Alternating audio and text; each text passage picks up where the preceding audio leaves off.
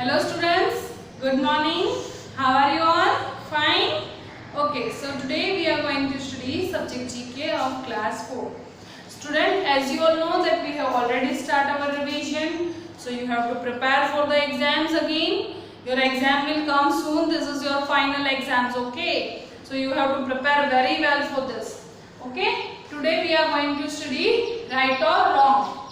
You have to put right in the front of the sentence which is correct and put wrong in the front of the sentence which is wrong. Okay, now see, a frog also breathe through its skin. Frog जो है वो अपनी skin से भी breathe कर सकता है. तो that is right or wrong? Right. Okay. Then it is seahorse is a horse and not a fish. That you know students कि seahorse एक fish का नाम है, एक horse नहीं है वो. Seahorse horse है? नहीं, वो एक काइंड की फिश है.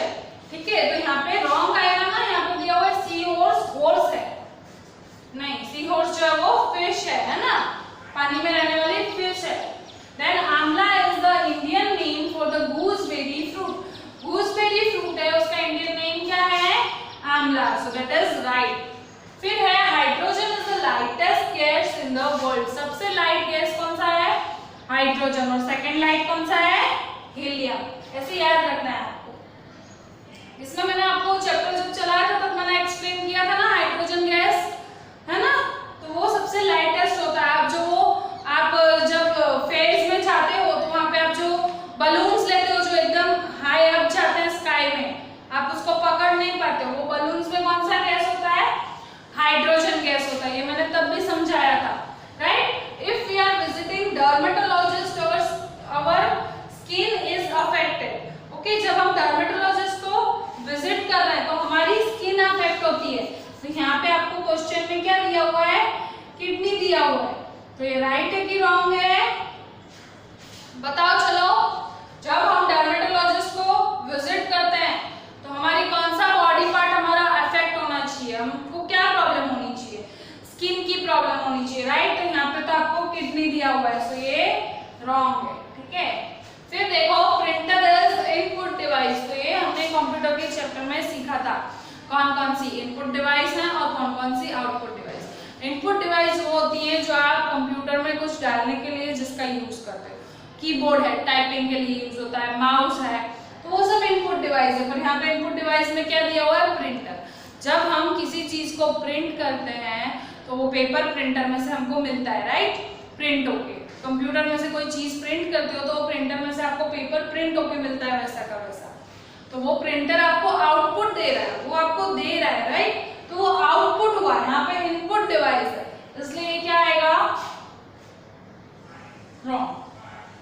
फिर है monitor is output device. Right. आप जब भी कुछ टाइप करोगे तो वो आपको कहाँ दिखेगा? मॉनिटर पे, कंप्यूटर की स्क्रीन पे. तो वो आउटपुट डिवाइस हुई, है ना. तो यहाँ पे right.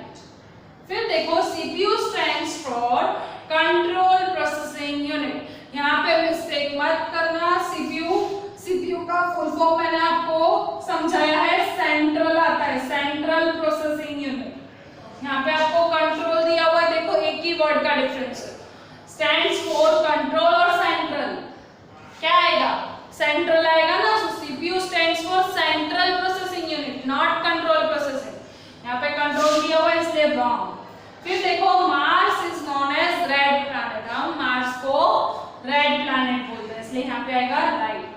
Energy released from sun is called nuclear energy. हमें सन से जो एनर्जी मिलती है उसको हम क्या बोलते हैं? न्यूक्लियर एनर्जी बोलते हैं. कौन सी एनर्जी बोलते हैं? इज इट राइट और रॉन्ग? रॉन्ग. कौन सी एनर्जी बोलते हैं हम? सोलर एनर्जी, है ना.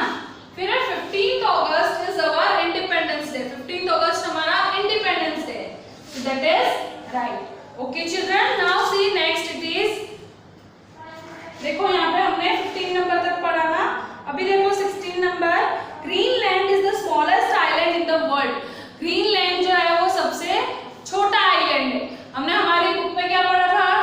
ग्रीनलैंड सबसे बड़ा आइलैंड है. यहाँ पे आपको क्या दिया हुआ है? स्मॉलेस्ट, इसलिए आपको रॉन्ग लिखना है. फिर देखो last number, Pacific ocean is the largest ocean. सबसे बड़ा ओशियन कौन सा है? Pacific ocean. Okay children, so that is right answer. Okay, so clear up here. Okay. Okay, so we will meet in the next lecture with our new revision part. Till that, bye.